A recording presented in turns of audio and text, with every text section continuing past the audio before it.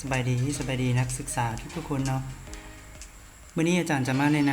ำวิธีการตั้งค่าโปรแกรมเนาะโดยเฉพาะเป็นโปรแกรม Adobe Illustrator เนาะเป็น EP 1 สำหรับบทเรียนในส่วนของโปรแกรม Adobe Illustrator เนาะซึ่งว่า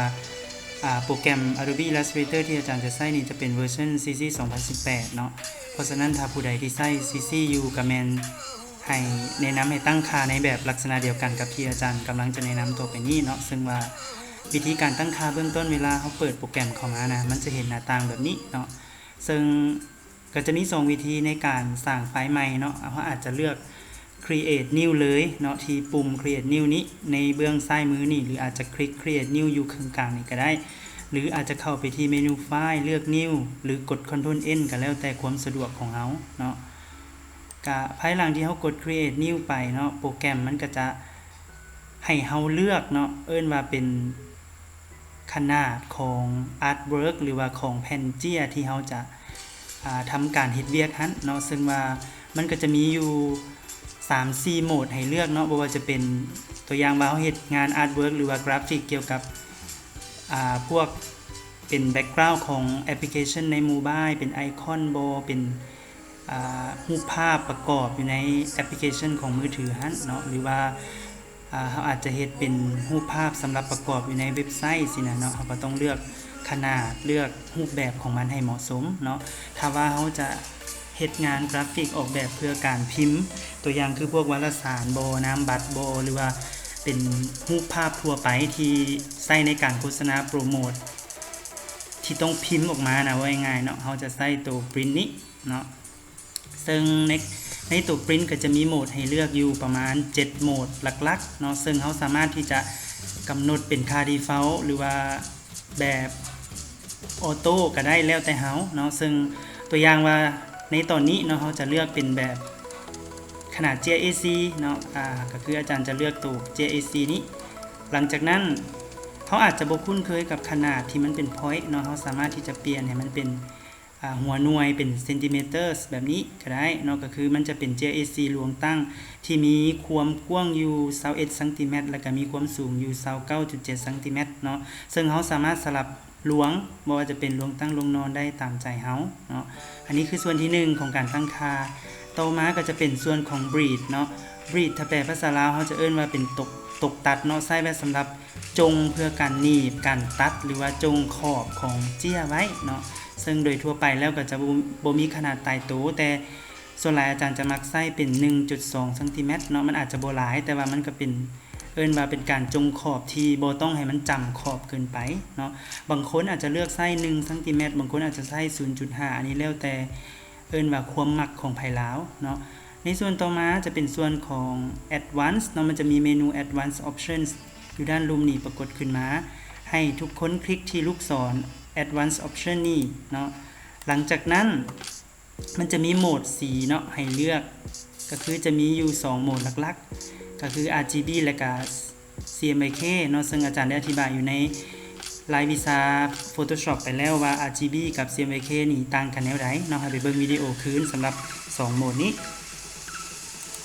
ตอนนี้อาจารย์จะเลือกเป็น RGB เนาะแล้วก็จะมีตัว Raster Effect Raster Effect นี่ถ้าเปรียบเทียบอยู่ในโปรแกรม Adobe Photoshop ก็จะเป็นพวก Resolution หรือว่าความละเอียดของรูปภาพเนาะซึ่งว่าอยู่ในโปรแกรม Adobe Illustrator นี่จะมีให้เลือกอยู่3รูปแบบหรือว่า3โหมดด้วยกันเนาะก็คือมีอยู่72 ppi เนาะ point per inch แล้วก็150 ppi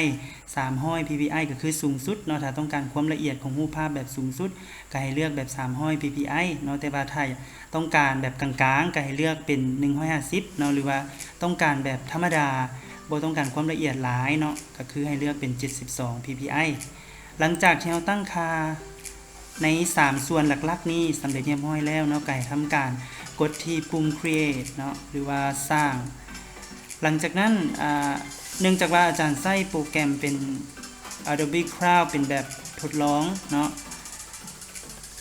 ก็จะใช้เวลาในการโหลดหน่อยนึงเพราะว่ามันจะต้องรันผ่านอินเทอร์เน็ตเนาะมีแต่ว่าหลังจากที่เฮาสร้างไฟล์ใหม่ขึ้นมาเนาะตอนนี้อาจารย์เลือกเป็น JAC รวงนอนก็จะได้ขนาดแบบนี้เนาะซึ่งพื้นที่สีขาวนี่จะเอิ้นว่าเป็น artboard เนาะซึ่งเฮาสามารถ ที่จะกำหนดในตอนตั้งค่าเมื่อกี้นี้เนาะอาจารย์ลืมแจ้งบอกไปว่าถ้าอยากได้หลายกว่า1นะก็สามารถที่จะเพิ่มจำนวนได้เนาะว่าเป็น2 3 4 5หรือว่าเป็น10เป็น20อย่างก็ว่าไปเนาะแต่ถ้าว่าเขาต้องการอยากเพิ่มเพียงแต่อีกอันนึงขึ้นมาอาร์ตบอร์ดเนาะก็คือเขาสามารถที่จะใส่เครื่องมืออาร์ตบอร์ดทูลตัวนี้หรือว่ากด Shift O ก็ได้เนาะในการเพิ่มอาร์ตบอร์ดขึ้นมาเนาะหลังจากนั้นเขาก็จะสามารถสร้างอาร์ตบอร์ดตัวใหม่เนาะด้วยการลากคลิกแล้วก็กำหนดความยาวความกว้างด้วยตัวของเขาเองได้เนาะอันนี้เป็นวิธีการในการเพิ่มอาร์ตบอร์ดแต่ถ้าเราต้องการเพิ่มเขาก็กดที่เครื่องมือ selection tool คืนเนาะเพื่อหยุดการเลือกมีเท่านี้เนาะสำหรับ EP นี้ EP ที่1เป็นการตั้งค่าโปรแกรมเนาะถ้าเราต้องการอยากแก้ไขหรือว่าตั้งค่าตัวใหม่เนาะปรับเปลี่ยนค่าใหม่ก็สามารถเฮ็ดได้ด้วยการไปที่เมนูไฟล์เนาะแล้วก็เลือก document setup อยู่ในส่วนนี้เราสามารถกำหนด breed ใหม่กำหนดหัวหน่วยใหม่ edit artboard ใหม่ได้เนาะว่าต้องการอยากคล้ายๆกับเราใส่ตัว artboard tool เมื่อกี้แล้วเราอยากเพิ่มบ่อยากขยายอยากย่ออยากลดอย่างต่างเราสามารถที่จะใส่เมนู document setup ได้หรือว่ากดปุ่ม alternate control ตัว P เนาะคีย์ลัดและอีกตัวนึงที่อาจารย์อยากแนะนำก็คือเป็นการแถบ ruler หรือว่าแถบวัดแทกขนาดขึ้นมาเนาะในการแถบ ruler ขึ้นมาแม่นให้ทุกคนไปที่เมนู view เนาะแล้วก็เลือก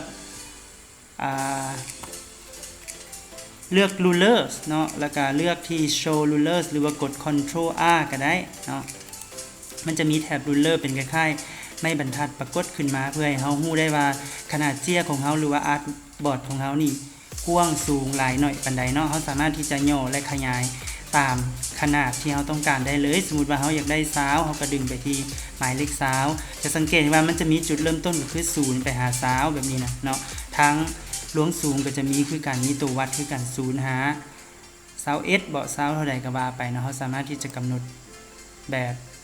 อาศัยตัวรูลเลอร์นี้ได้เนาะและอีกตัวนึงที่อาจารย์อยากแนะนำก็คือตัวที่เป็นกริดไลน์เนาะตัวกริดไลน์นี่ก็เหมือนกับเป็นตากะโลเฮ็ดให้เฮาเฮ็ดเวียกแต้มรูปหรือว่าเขียนตัวหนังสือได้แบบตรงตำแหน่งหรือถูกจุดที่เราต้องการเนาะเราสามารถตัว